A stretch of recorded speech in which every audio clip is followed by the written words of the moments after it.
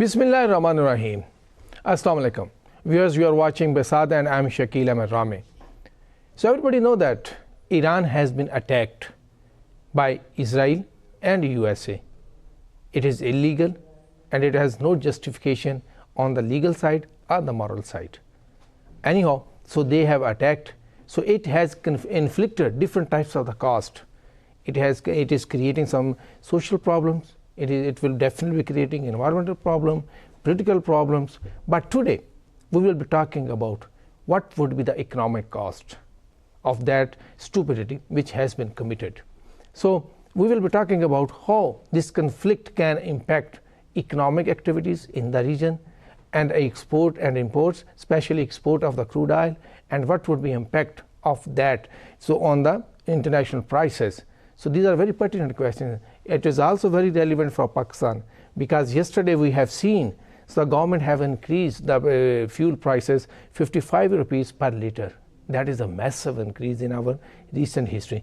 For that discussion, we have invited two very special guests. One is Dr. Amar Hassan. He is an economist and international expert from Iran.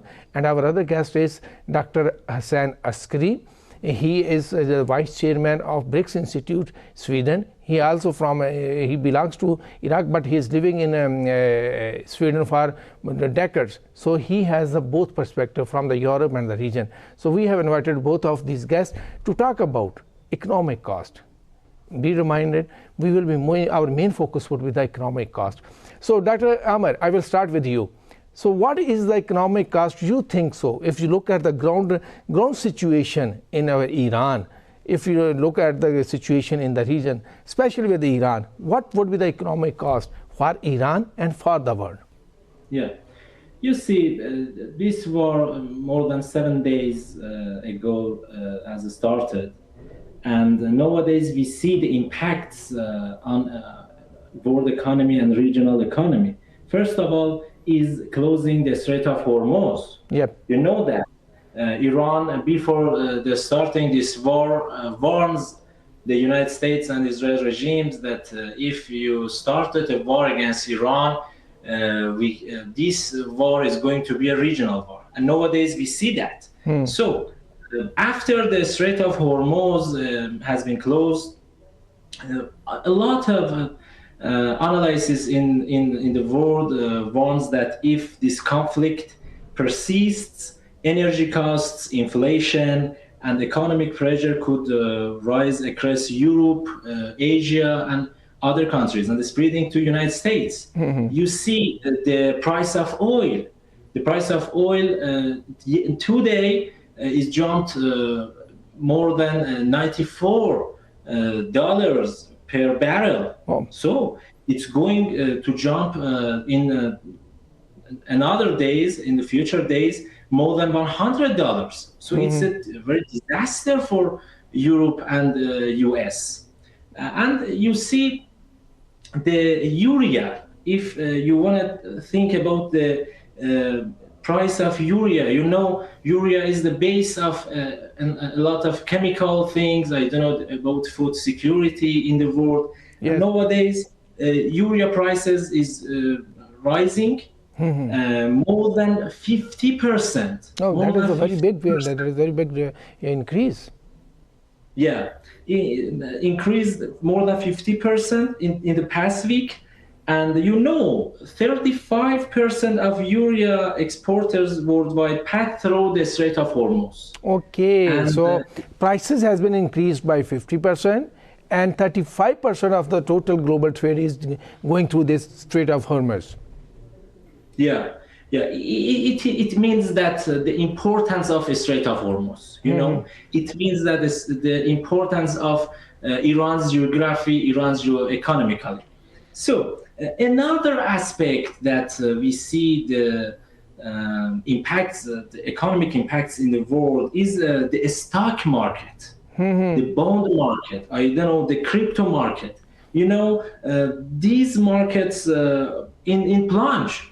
In fact, that, for example, the US stock market lost over $800 billion in value in single day. Okay. Yesterday, Bloomberg reported that that in a single day, the U.S. Stock market lost over $8 billion. So it's a very big disaster for the United States. If they want to continue, they want to keep on this war for a long time, absolutely United States, Europe, and Asian countries, especially Japan, South Korea, they're going to have damage and lost benefits. But Iran now is ready for a long time war. But we warn the regional countries, our neighbors, that we have collaboration, we have friendship to stop this war. It's our strategy in Iran that we don't like war, but America and Israel regime started this war. United States and Israel regime attacks Iran. I will come back to you, Dr. Amir. Now I have to include Dr. Hassan in the discussion. So, Dr. Hassan, you are just listening to the Dr. Amir. So, how do you see? So, what is happening on the economic front after the Iran war? Yeah, well, I agree with much of what Dr. Ahmed said about the impact, economic impact. I mean, you mentioned the question of urea, this chemical, which is a lot of it is produced in the Gulf. And urea is very important for fertilizer, production of fertilizer. So what we can expect, and experts are expecting, is an international food crisis similar to the one which was caused when the Ukraine war started. Because a lot of the fertilizer used in the world, especially in the global south, in Africa and Asia, comes from Ukraine and Russia. And now the basic elements of the fertilizer production, the urea, is also being blocked, but also the price of natural gas. Natural gas is very important for the fertilizer production. So we will have a food crisis. So you are just foreseeing a food crisis is looming now. Yeah. So this we have.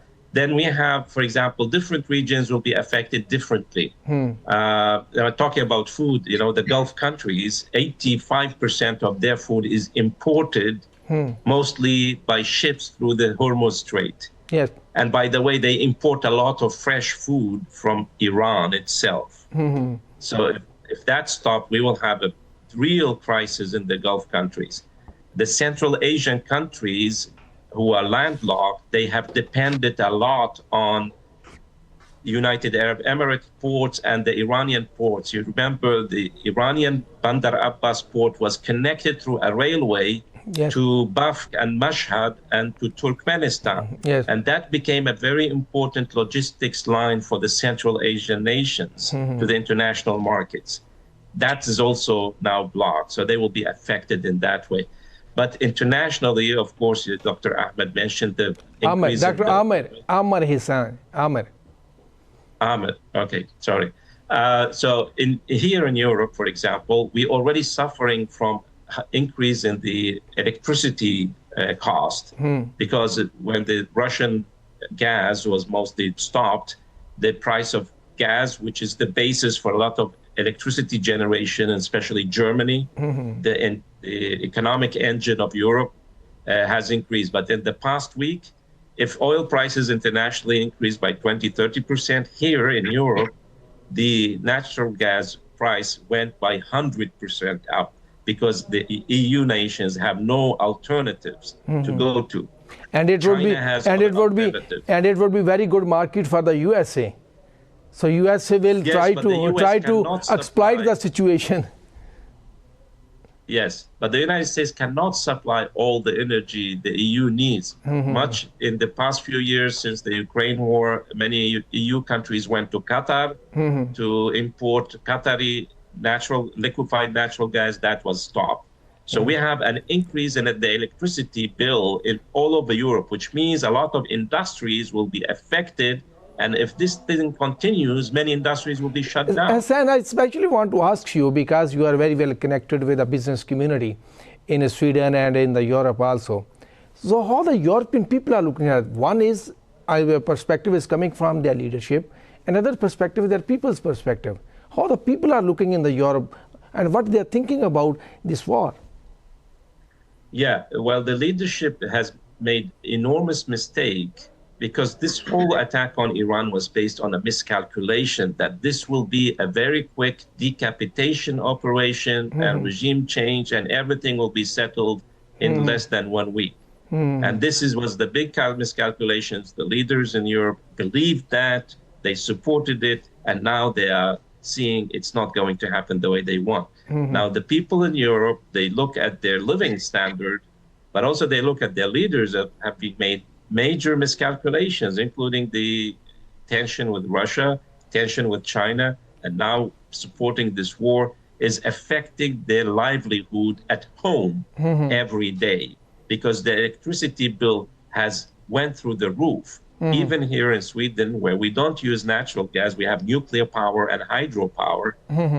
But because we have a common European electricity market, so the electricity companies, they sell the electricity we generate here to Germany. Okay. And thus they increase the bill for the price here in Sweden. So the people here don't see this positively. Of course, most people don't really understand the complexities of the conflict in the region, the nature of the Iranian government, the conflict within the U.S. and Europe, the U.S. and Iran. But they say, why are you dragging us into a new crisis? Okay, Hassan, I will come back to you. I will come back to you to talk more about the BRI and impact of this war on the Belt and Road Initiative, how it will be impacting. Now I'm going, Dr. Amir, can you hear me, Amir?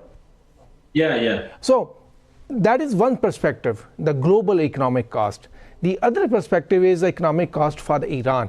Because if we have seen in the last 7 days, the USA and Israel, they are bombarding different cities in Iran. Definitely it will be impacting the other general infrastructure, transportation infrastructure, electricity, or the production facilities of oil and the gas.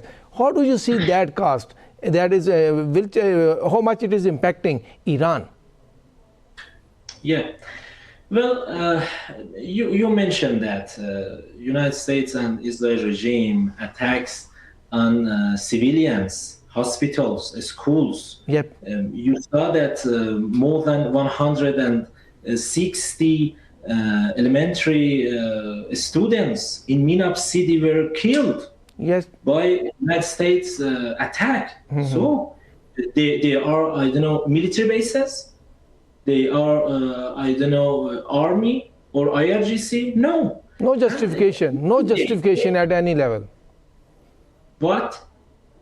No justification for this act. This is the crime against humanity to kill the children. Yes.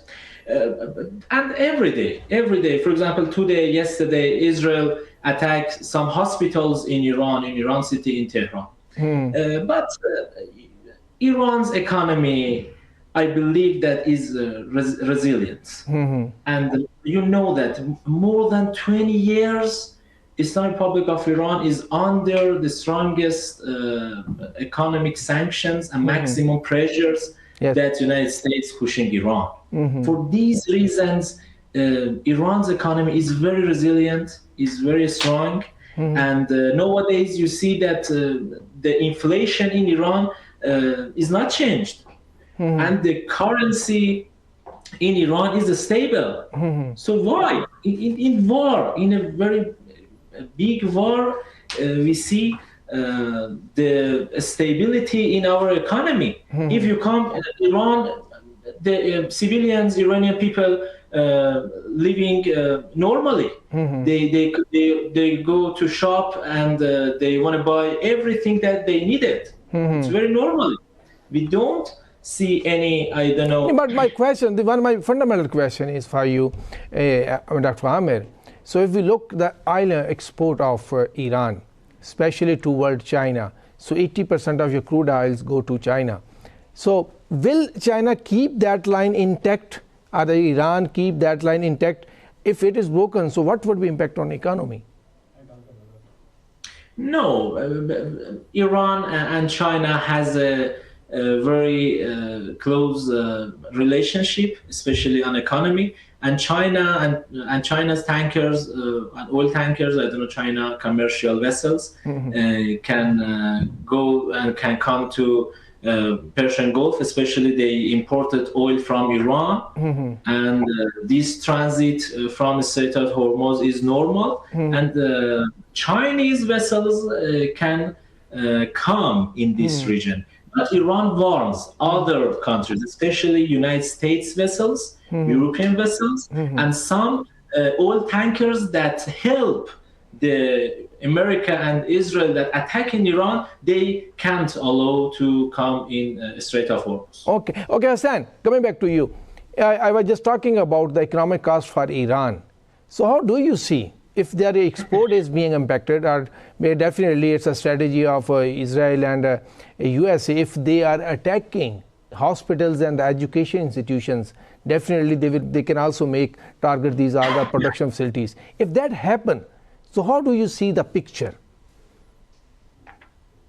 Well, I think there is as your guest said, there's a certain resilience in the Iranian system, and also it's very important that people understand that Iran has one of the best educational systems in the whole Muslim world. They are the number one in production of scientific papers in all Muslim countries. Yes. But also internationally, Iranian universities have been ranking 15, 20 internationally, which is not very bad, very good.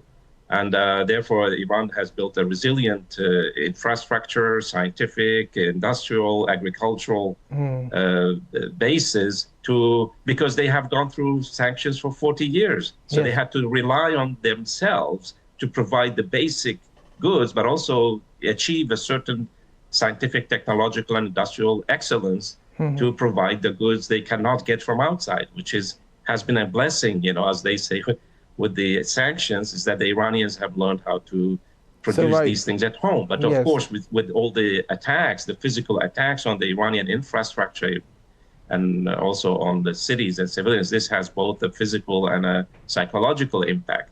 But I would like to discuss actually Iran's role in the whole Belt and Road. And we will discuss this one, Hassan, in the second part. But right now, I just want to focus on if they are attacking or they are targeting the Iranian oil facilities, how it can impact the Iranian economy and the global economy. Yes, of course. I mean, internally, it's not difficult to understand that if you attack the infrastructure in the country, power generation, water, as happened in my country, Iraq, in 1990, but also in 2003. They started by attacking the power generation, the water treatment systems, and that meant that people did not have electricity, did not have clean water. People and died. You can expect anything from them, because what they did in Gaza, what they did in Iraq, and other part Libya, you can expect anything. That's why I'm putting this question again and again. Yes, and I think well, of course, we hope this will end very soon, that wise people, major powers will intervene and show that the United States and Israel that they cannot win this war without plunging the whole world into death and destruction. So this is really a tragic situation. I mean, Iranians will be affected, of course. It's not that secret. But this is the nature of the conflict now. And But as I said, the Iranians have a certain resilience to these pressures because they have learned from the past experience that they have to rely on themselves for production of basic goods to be able to And they are very manage. good agriculture production, food production system. That is a basic requirement to survive and to build that resilience. Yes. So, Hassan, we will come back to you. Now we have to take a short break, and we will be back in the one after the short break. Thank you.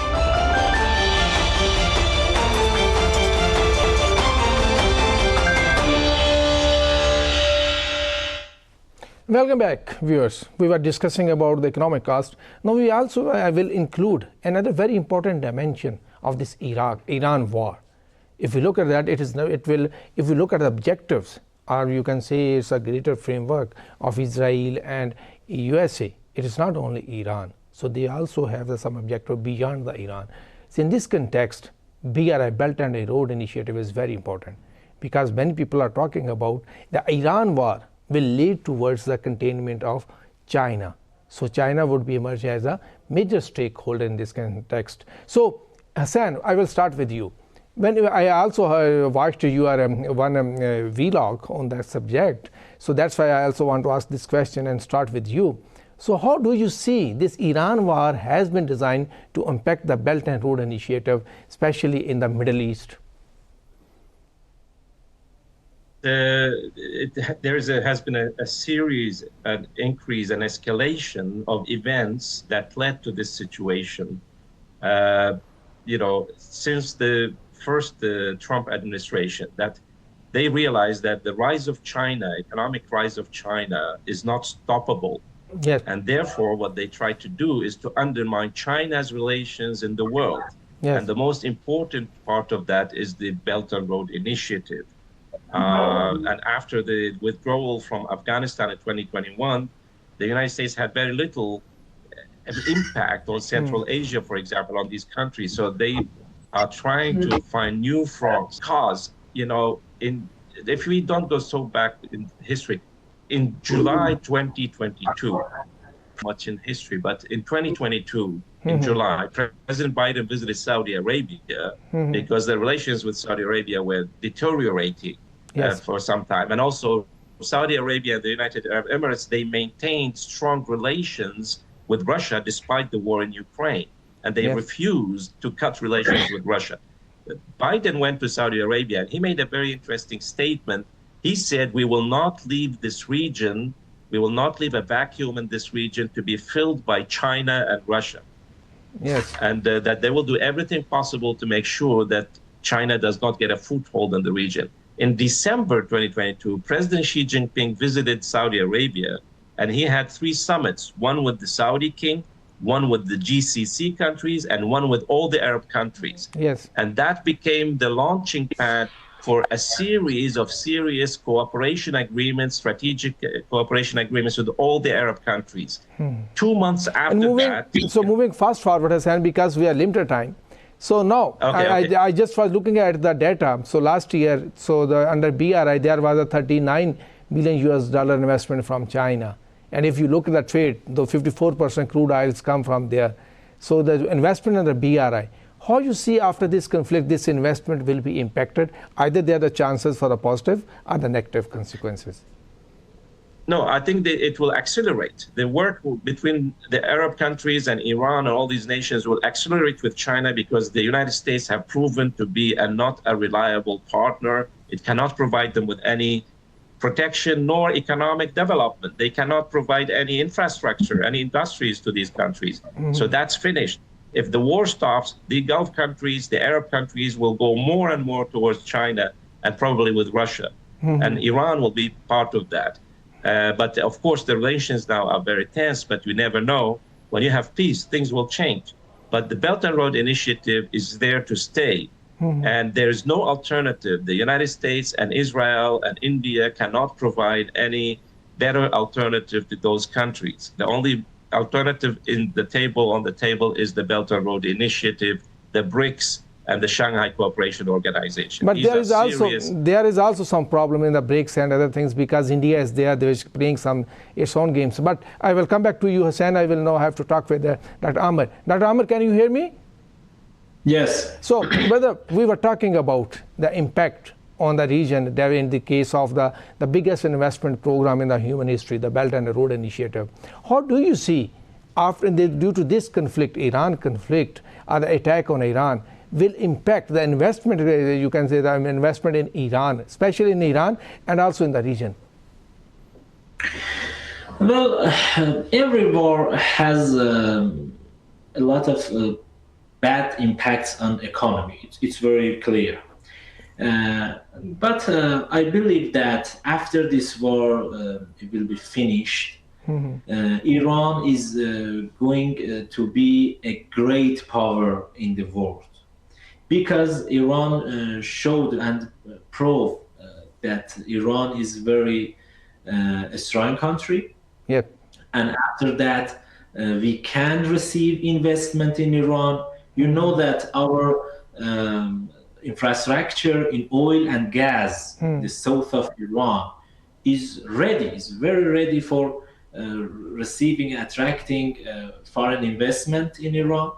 So it depends on the terminate and lifting the sanctions. And I believe that Donald Trump administrations, if they see that this war is going to be a long time war, that very, very bad disaster for the United States and this and the regional economy, they will want ceasefire. And Iran send some conditions that if you want to have ceasefire, please terminate the sanctions.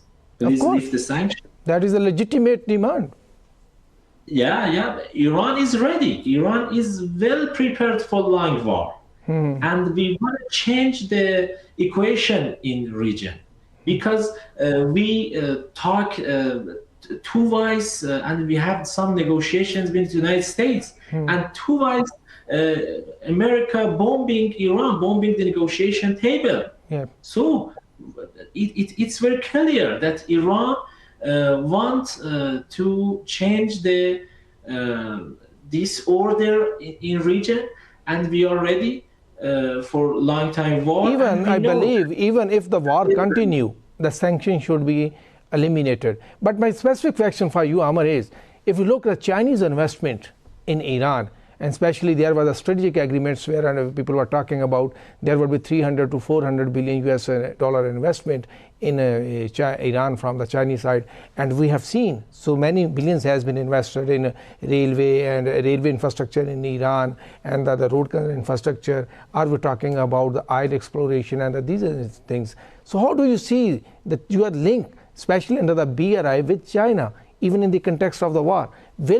When you will be talking with the USA and the European, definitely they will be talking, limit your cooperation with China. So how do you see, what would be your response from Iran? You mentioned we have a strategic document with China, and we have a close relations with China, and nowadays China has shown the friendship with Iran, and before starting war, China has investment in oil infrastructure, in roadway infrastructures in Iran, and concentrate on BRI initiative. You know that BRI initiative, and so in transit, in corridors, China. And you are also have given the on arrival visa facility for the Chinese. You know that I believe China should concerned about the continuing this war, because China rely on the oils and gasoline and petroleum that imported from this region. For this reason, in this card, China is trying to make a deal, to make a ceasefire between Iran and the United States. But we show and we prove that Iran is ready to have a close relationship with our neighbors, with China, with India, because we have 15 neighbors in the region. And before the war starting, we have tried to make some big deals, big economic deals with our neighbors, especially Pakistan. You know that we have a very good and very close relations with Pakistan. So the war changed the order, changed the face of this economic trying. But I believe that after the war will be finished, the world and the region will see the strength of Iran's economy, and I think we will see. Okay, Dr. Amar will come back to you again. So Dr. Hassan, so when we look at, you have also heard from Dr. Amir, so what he thinks about these all investment. Now we will start from where we left already. So when we look at Chinese investment in the region, that has been increased or multiplied many folds in the past. So there are also some people in Pakistan we are discussing about.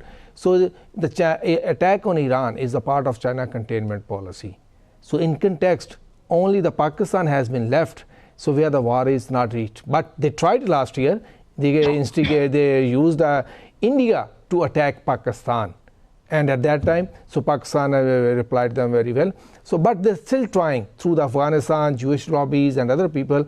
So how do you see, after China, in the context of China containment, it is very important for the US and their partners, or it don't have any space in their policies for the China containment? I'm specifically talking about Iran war. Yeah, I think what this war will produce. I mean, it proves that the target of this war is not simply Iran, but also the whole new economic order which has been emerging because of China's rise, but also the whole global South. And there is a shift in the economic power. And just to mention, the cooperation between China and these countries is not only on the infrastructure. The infrastructure is necessary to come to the next stage of economic development, which is industrialization. Many countries in the Gulf were moving away from total reliance on oil because they wanted to start industries in petrochemicals, in machines, computers, electric vehicles. Yes, you look at the Vision 2030 of Saudi Arabia. If you're looking at the vision of other countries and the regional countries, so especially Saudi Arabia, big country, they are all talking about industrialization, AI, data, and everything.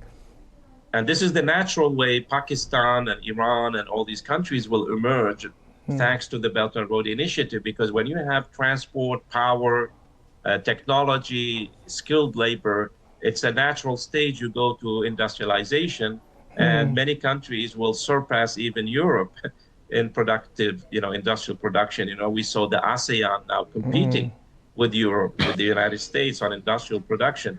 All these regions will emerge, and this is a big fear for people. And therefore, the tool, which is the old British geopolitical tools, is to divide and conquer, is to create tension between neighbors around border, around religion, around many things. And therefore, this whole, the tension between Pakistan and Afghanistan is really mind-blowing for me why that is happening. And we have terrorism attacking Chinese engineers in Pakistan. We have the same terrorists attacking Iranians inside Iran in the Balochistan region. So we have these destabilization efforts to make sure that these nations don't get together, they don't work together, they don't connect their infrastructure, their oil and gas networks, and trade. And this is really a big problem. Especially, and if we look at that, if the war continue, so we know that as our participant and our friend from Iran was talking about, Iran is a resilient nation. They can sustain a long-term war. In that scenario, so what would be impact on the BRI? Will China reconsider its investment in BRI, or those countries have to withdraw from the BRI? No, the BRI is there to stay. It has proven that it's a very good model for cooperation and development for many nations. And we are not talking about the far future.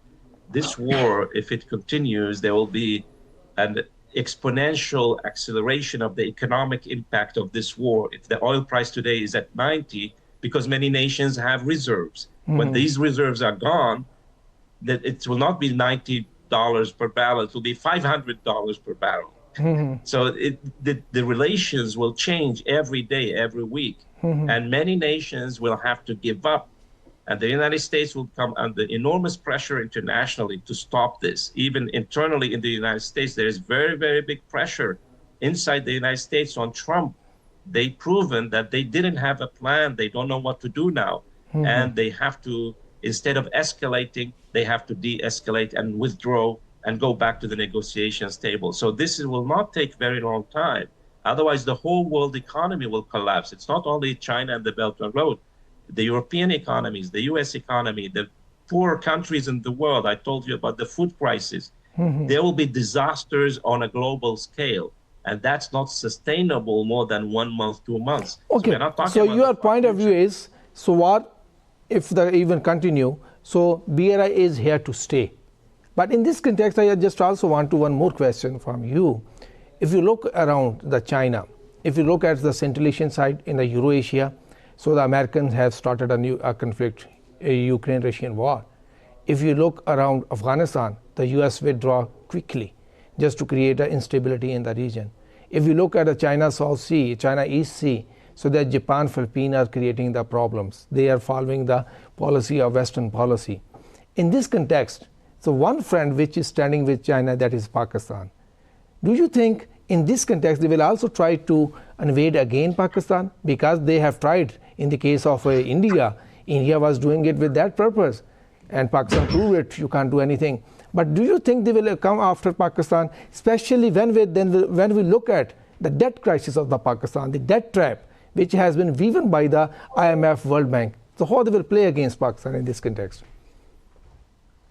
Yeah, no, I think, Pakistan also has shown a certain resilience to these attacks and have managed to, surpass them.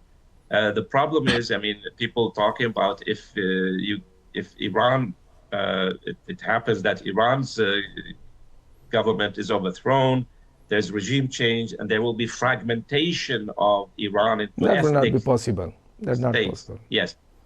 This is just a hypothesis. That's why I think Pakistan is safe in this sense, because also the threat from India is not so real, because in the recent conflict between India and Pakistan, the Pakistani side showed that even in military terms, you cannot really defeat Pakistan. The only things they have is destabilization, economic warfare. These tools they will use and continue to use in Pakistan, but I think the Pakistanis are wise enough to be able to overcome them. And definitely Pakistan is trying to do it, and we also expect, so China will also assist Pakistan to overcome those challenges. And with that, our program, we will conclude this program. Thank you, Dr. Hassan Askari, Vice Chairman of BRICS Institute, Sweden, and thank you, Amr Hassan from Tehran. So viewers, from this discussion, we can conclude 2 or 3 things very clearly. Number one, economic cost is increasing day by day. If, as you talk about urea, you talk about crude oil, you talk about other products, the prices will increase, especially in the food also will increase, not only in the oil, but also the food crisis may be looming in the coming days. Second, Iran is a resilient nation. They will fight back. They will continue to fight, and we will see how long they will sustain. According to them, they will continue no matter how long it is. Third, so China containment is a very real problem. And the China also have to look into that context, because if we look around the China, so they are weaving a web of chaos in the surrounding of China. In this context, Pakistan is also considered a hurdle, so which should be tackled, and they have launched economic warfare against Pakistan like the debt trap. So we have to come over it, and we also try to build a relationship with China and the partnership, how Pakistan and China can work together to eliminate this debt crisis of the Pakistan. Keep watching on our program. We will see you in the next week. Allah Hafiz.